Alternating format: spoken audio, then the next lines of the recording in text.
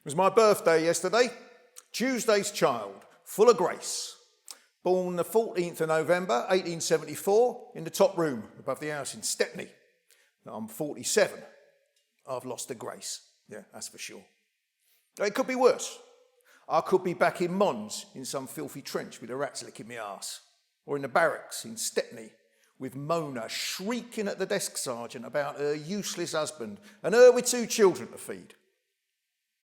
Life never works out how you want. I like it here in Ireland. It calmed me after the nightmare in France, put a dent in my temper. I always had a temper.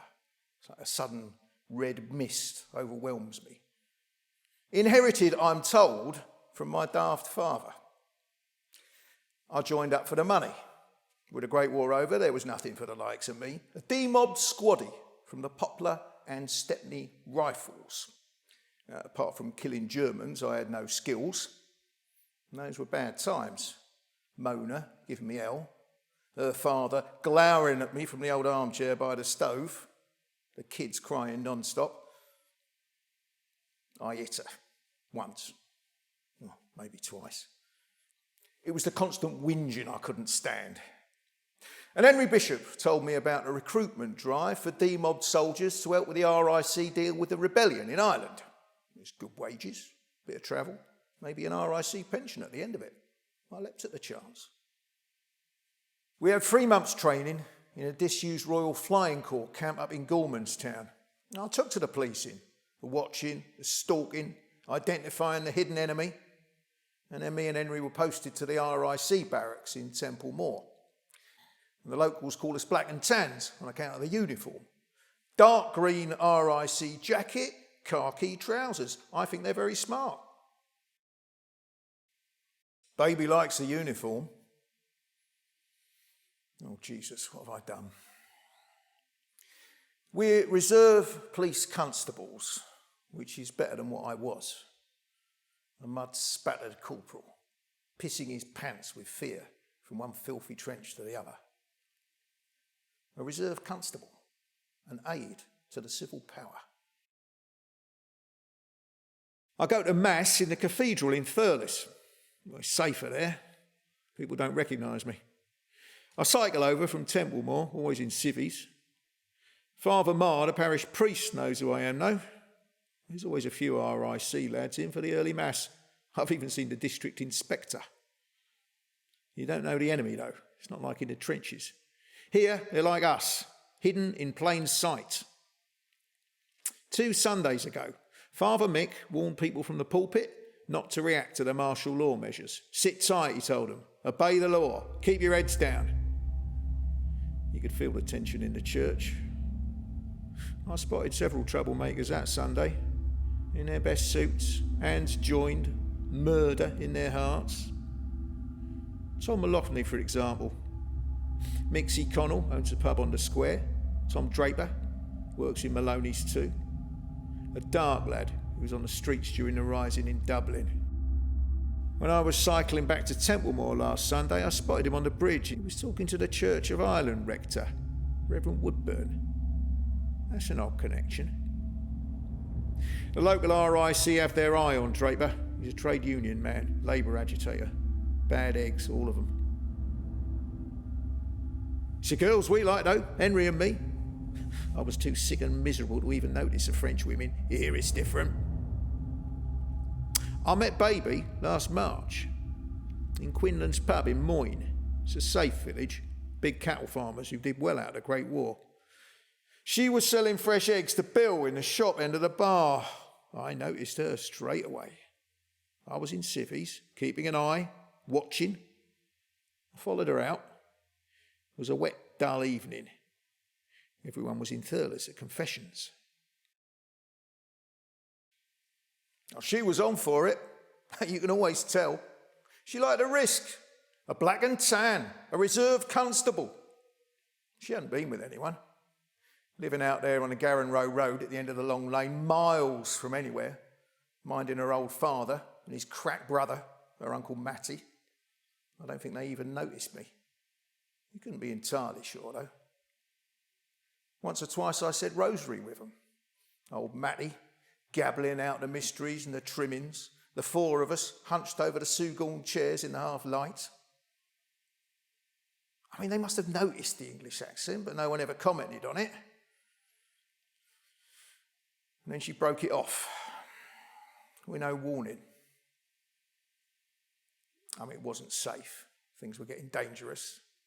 The Ryan girls in Thurles had their hair cut with a shears. Worse things had been done. Quiet evening, early July.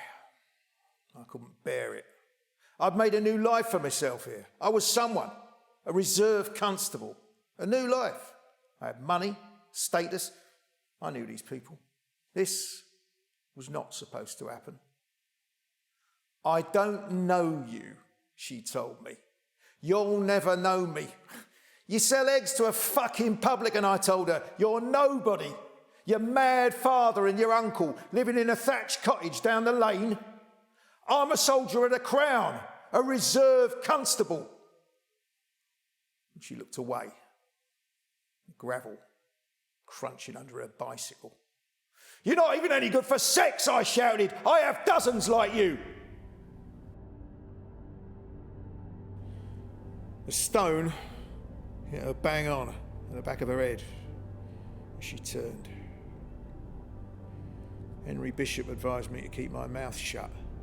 You reported the death, but there's doubt about how she died. She could have fallen off the bike. Leave it at that. He told me they'd ship me back to Dublin Castle for discharge. I'd be let back to London. All I had to do was stay quiet. I was well regarded by the RIC Special Unit in Templemore for my reports on the known Republican activists. No one knew about me and baby. Herself, her father, mad uncle, were not on any RIC list. I had a good record. I'd served in the Great War. There was no evidence. I'd called in baby's death, cycled up to the station in Thurles and reported a dead female with a severe head wound out there on the Garran Row Road, close by Moynes village. Nobody asked me what I was doing out there in that remote spot. There were other priorities than unknown plain country women banging their heads.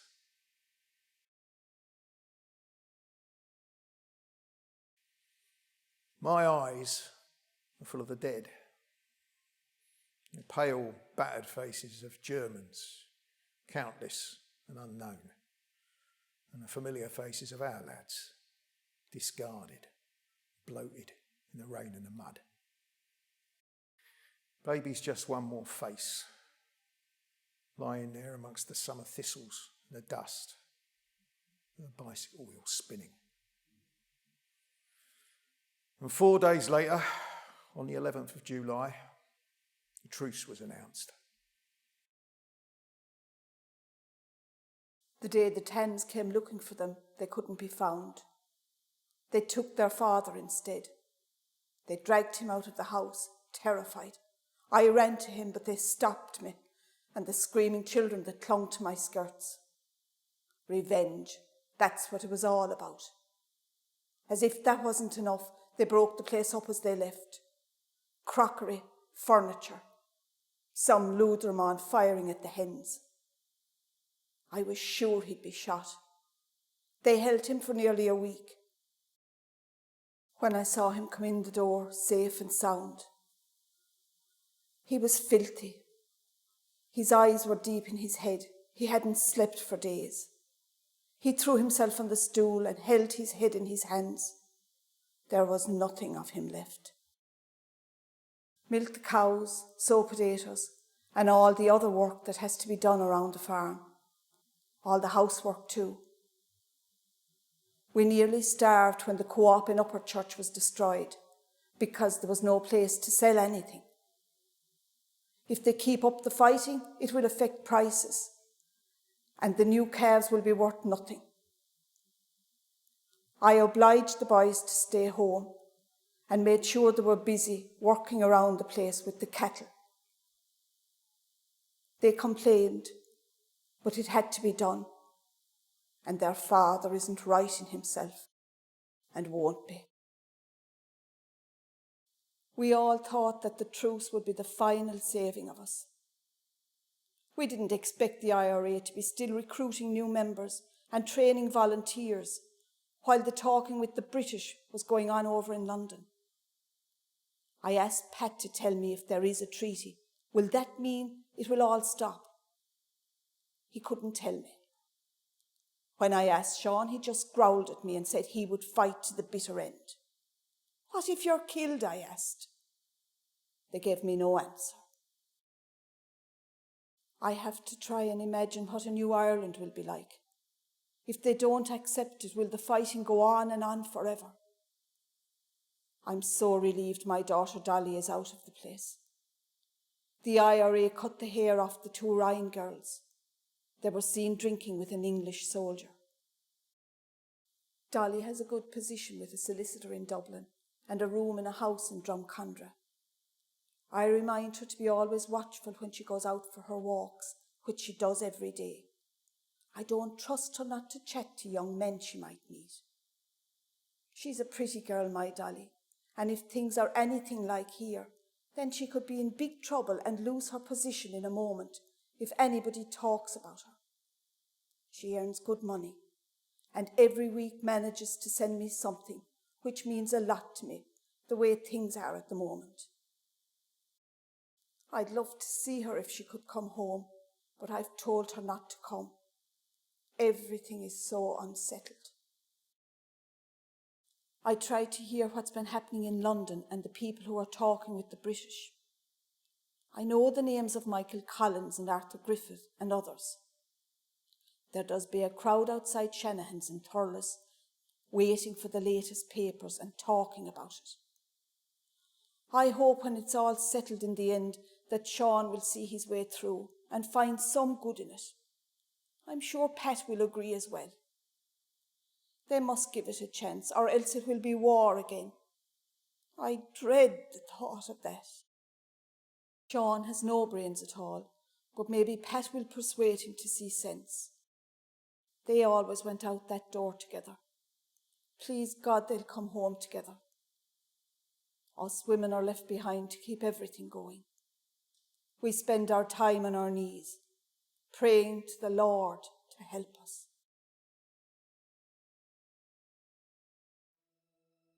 We have lived through turbulent times, and if my faith in God is constant, my faith in humanity has been severely undermined by the events of the past few years.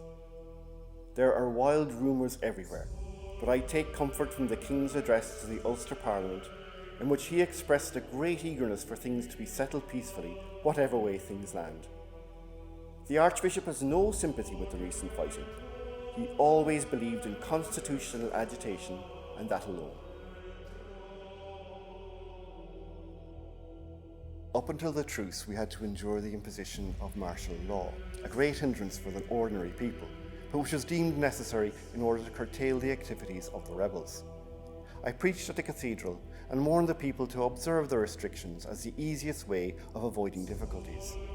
As I began my remarks, you could notice that everyone held their breath. They understood, as did I, that the district inspector was under the pulpit, listening very attentively.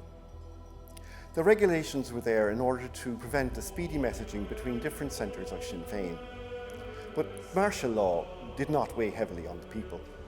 They affected the wealthy class more than the general population. After Mass, Joe Malachny, the captain of the Thurles Hurlers and a shop assistant at Maloney's Drapers, said to me that they were all very busy harvesting the potato crop, and they were far too busy for rebellion around his neighbourhood. He assured me that there were no fools about Douala. He also said, moreover, that I should know that Mr. McCann, who was blowing about leading an army, was the grandson of a landlord who always extracted the last shilling and who never failed to evict when rent was not forthcoming. It was unlikely even his own labourers would join the colours if he started a revolt. A magistrate near Cashel was to be killed on account of sentencing some Dundrum Sinn Féiners a short time before. It was said that he was sure to go down, but the same thing had been said about him 25 years before when he was a sub-agent to Mr. Butler.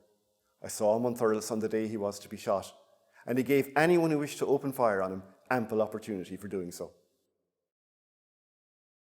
Because of the restrictions, I had to get a permit for my motor bicycle to go to Dundrum to hear the nuns' confessions. A very great effort for a small reward, you might say. As I approached Clonulty Barracks, I was amused to observe how the police received me. I sounded my horn as I came near them, and saw a policeman, armed with rifle prepared, standing on the road before me. The sergeant stepped out as I slowed down to avoid being shot. The folly of him asking me my business when I see him at Mass and Communion every week. In days past, I proclaimed as widely as I could that the insurgents could never be guilty of cold-blooded murder or any such unclean fighting. I laid my views as forcefully as I could before a local Sinn Féiner, and he agreed that it would be a libel on the brave but misguided men who had taken up arms in a good cause to saddle them with such nefarious activities. The last 2 years have put to bed such naivety. Horrific acts on both sides have been an education on how completely the devil can corrupt the human spirit. They have met with approbation on both sides from adherents of Sinn Féin or of unionism, showing how degraded the ideas of all sides are about what is best for our country. I may say that there have been some arrests in Tipperary. Pierce Hennessy and his family have been great friends of mine since boyhood, and I have often advised them to quietly drop out of the movement, but they would not be moved. I was deeply grieved to hear that he had been taken up. The most recent police notice advised citizens of Tipperary that any citizen with his hands in his pocket would of necessity be treated as a threat and would be liable for arrest, or, in case of emergency, at risk of coming under fire. And so, a man with his hands in his pockets would be at risk of being killed. When word of the truce came, it was amusing to watch the groups of people gathering every morning outside Shanahan's shop when the Cork Examiner was expected to arrive. When it did arrive, there was a general scramble. They managed to keep copies for all the regular customers, but the copies sold over the counter were swept away in 5 minutes, and many people had to go away without a paper at all. The Sketch was the only paper with late information about announcements from the House of Commons, and on that account, it was a great boon to us. Let us hope and pray that such jostling and banter is the most turbulent activity that we will see over the next few years, as we endeavour to find a path out of the moral degradation of the last few years.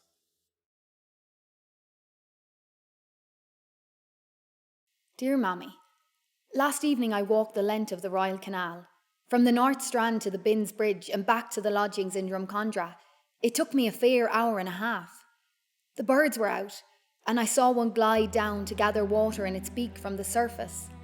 I sat sometimes and watched the barges slough by.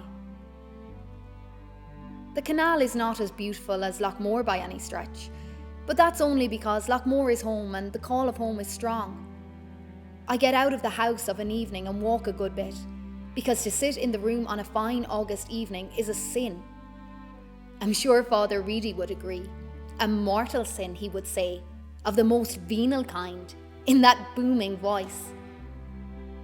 I do miss his sermons. Mass here is different. Although I go every Sunday, it's not the same. Sometimes I fancy to look about the church and chance to see Mamie Ryan dolled up, Tyke Purcell asleep in the pew, or the Nolan twins skittering about in their seats. But that's all it is. A fancy, a memory. The city people are cooler by character and standoffish.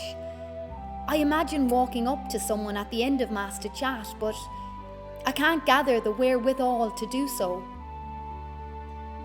I am somewhat out of place.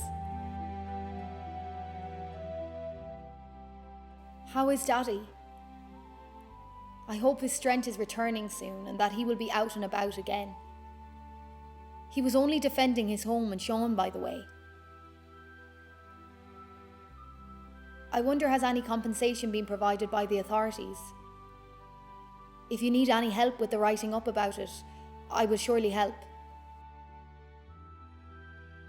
I am learning a power here. I have pounds saved and enclosed some money for you. I am training under Mr. Dixon, and he's a good man.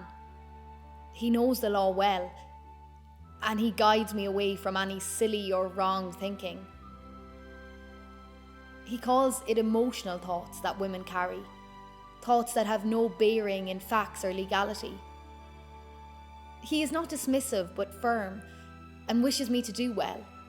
He has a daughter the same age as me, and he wants me to do well and be successful in a proxy sort of way. All the talk now is of the end of the hostilities. Word on the street is that there'll be a full united Ireland. Mr. Dixon is on the contrary. He says that the King's visit to Belfast has put wind in the sails of Craig and his crew, and that the result will be a sundering of our island, a north and a south, an Ulster and the rest. Imagine that after all the fighting. Sean would be mortified and never agree to it. But Mr. Dixon says there'll be a full international agreement, and we must abide by it. He worries, though, that there'll be two different legal systems, one in the north and one in the south, and that it will be difficult to manage it all. But manage we must. Wouldn't it be fine to be a solicitor in this new Ireland? Women are allowed practice since the rule changed 2 years ago, and I'll consider this as my time progresses. There are lots of women's issues and things to be dealt with, and I can be part of this change. Issues of safety and issues of property that need a legal framework drawn up to support them and make them work for us. It will be a fine adventure. I will come home soon. Perhaps by the end of summer, as I'm told it gets busier here in the autumn, and I expect even more so now that the new changes are afoot. I would love to settle off the train in Thurles, meet you there before we take the road home. Perhaps we could even get tea and hazes before we head out. I miss these small things. I expect people see me as a Dublin girl now. The last time I was home, they looked at me with that peculiar look, as though I have notions of myself. I expect they think I am different now that I live in Dublin. We will go for a walk out by the castle. The mushrooms will be out in the coming weeks. We can bring it back and pick some. I can taste them already, with butter and salt in the pan, and chopped parsley over them. I look forward to it. Mammy, Mr. Dixon says I will have to sign all my correspondence from now on as Dolores Hennessy, because Dolly as a name is too common. What a thing! I almost feel like a different person if that's the case. But Mammy, I will always be your Dolly. Say hello to Daddy and the boys when you see them, if they ever stop tom-catting about. Dolly, 4th of August, 1921.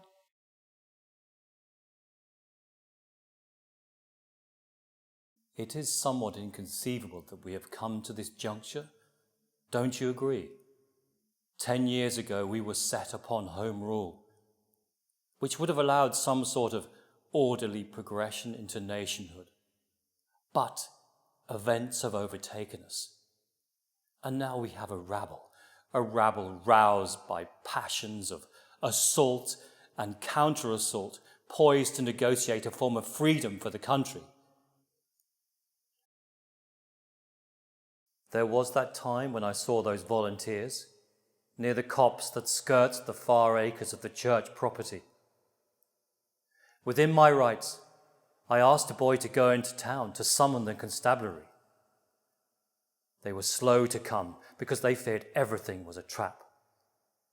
Every high hedge hiding a malevolent shadow. Once they engaged, bullets were fired. The outcome was inconclusive, and the creatures scatter into the night. Except a startling message was received of a dead bird nailed to the front of the church door. The message is clear. It is writ large. But who would do such a thing? Shadows appear in the midday sun for me also. I wonder about the servants, Ryan and Mrs. Severn. Usually jovial, they appear so taciturn. One wonders what information leaves this house and is whispered to others. But gossip is a balm to the idle, and in itself of no concern. But the fever that has engulfed the people and this country over the last few months makes all talk dangerous. I should say to you, the situation has been handled monstrously. The burning of the creamery is foolishness of the highest order. Those culpable should hang their heads in shame. One wonders the thought process that looks to maintain order whilst committing wanton destruction on the other. The two diverge, and no accommodation can be reached. I am not a supporter of this cooperative business that these farmers engage in. It smacks to me of communist Russia. And to burn down a creamery and to destroy livelihoods? Well,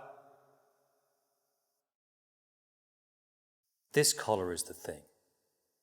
A sign that both identifies me and in some small way protects me. My wife suggested once that I might take it off going through a strange town. But these people are not inclined to harm the clergy. Be it religiosity or superstition, the people have a great faith. And I don't believe any harm would befall me. Harm will, however, happen in more subtle ways. A slow winnowing. One is identified by speech and dress and indeed the way one carries oneself. A priestly collar is not needed to show difference. And when the Republicans and Home Rulers have it out with each other, they will come to look on us left behind, the vestiges of the old order, and they will ask, "Are you still here? Weren't you asked to go some time ago?"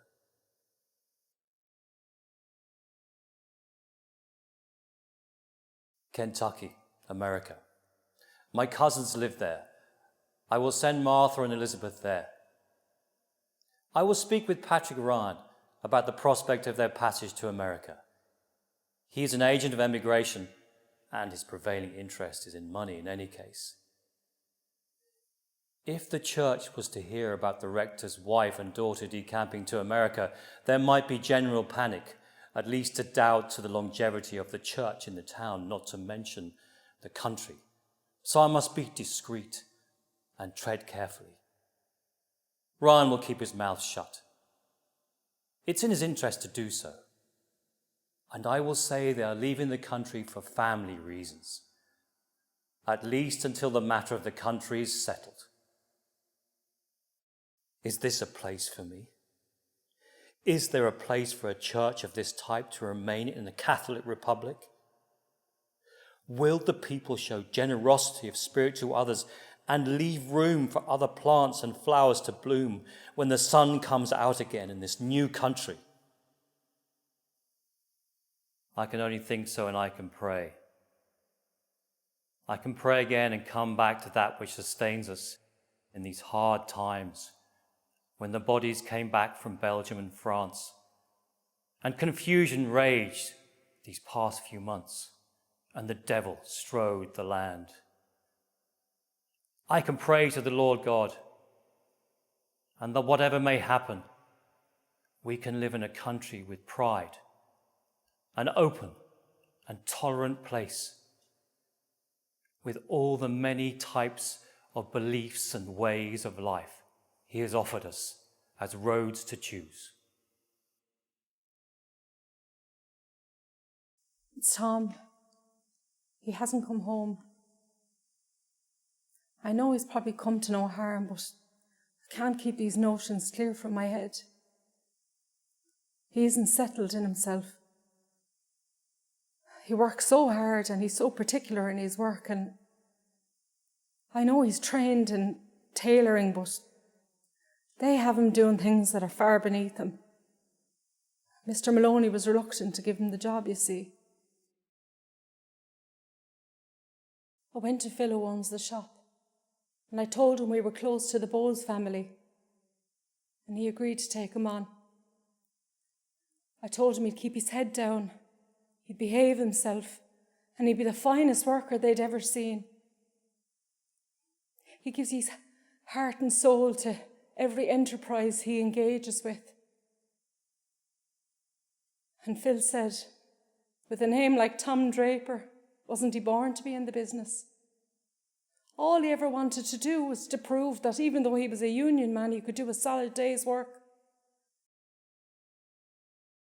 When Connolly and Larkin asked him to march, he dropped tools and fought shoulder to shoulder and endured all that followed. He's got a strong heart, strong opinions, strong hands. Maybe he's in Delahunty's with Joe Malachny and Ned Ryan playing a game of 25s or some such.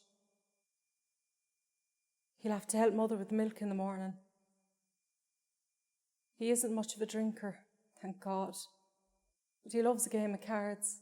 Well, more for the arguing of it than the winning of it, I think. Broke his heart when they stood back to let Sinn Féin men stand. Not that he isn't a Republican too, but if Labour lost its way, it's all the matter who was running the country. The proclamation was all very well and good, but the same principled men weren't around. Connolly knew what he was talking about, and MacDonagh was a union man. The likes of those that are carrying on now, they don't care about anything but money and religion.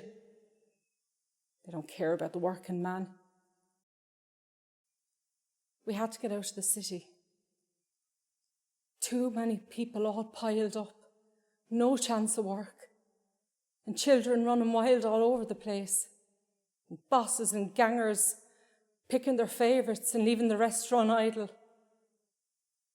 Mam said there'd be no shame if Tom and I and the children came home. She said that Mr. Bowles was selling the drapery and the new owners would need some help. They'd be short-handed. Mam had looked after Mr. Bowles' children when his wife died, and she thought that it would return the favour. Tom never lived in a farm before. Dad passed away earlier in the year, and Mam is glad of the help. Although I have to show him what to do, and he doesn't enjoy that. The children help out too. It's really good for them. All the space and the fresh country air. Makes me angry the way they want to divide the country up into according to whatever foot they kick with. God forgive me, but I've no time for the priests or the church. Tom says that the priests in the church always take the sides of the kings and the factories. And I've no time for kings or popes and newspaper men who send young men out to war for one side or another. Let them join arms and work and walk together, all creeds and countries. Please God, he comes home soon. It's worn out, he is, I think. He hasn't had a good word to throw to a dog for weeks. In the city we dreamt of a brand new parliament, him having a trade, a new world. And if it's hard for me to stomach being back here, at least it's home for me. For him, it's like he's living someone else's life. If anything was to happen to him, not that he's angry or even bad-tempered. He's great with the children still, the little he sees of them. But he hardly looks at me now. He fell in with the pigs the other evening, and the little one was laughing at him so hard. Between the child laughing and the pigs squealing and the roars of him, we were both nearly crying. The smell of him after. He can't be in my eye. That's a worry. The only time he does that is when he's down on himself and he doesn't want me to see. When people don't know him, they might think he's a spy or he could get lifted by the police. I know it's gone quiet now, but I wouldn't trust them. After the rebellion, the way they were treated, and the things they saw, they were like men coming home from war. Shook. The last time, I walked 3 miles into Thurles to find him. I didn't know if I'd have the heart to be knocking on pub doors, but I was so anxious. He was standing on the bridge, looking into the water. There was a clergyman, Protestant priest, talking to him, Mr. Woodburn. They didn't hear me coming. I think he was in a kind of trance, and that kind man who was walking with the dog stopped when he saw him. He just needs to settle. He'll get used to it. The children will grow up and they'll be a great help to him. Won't be so much on him then. I couldn't manage without him. Jesus Christ, I don't know what I'd do.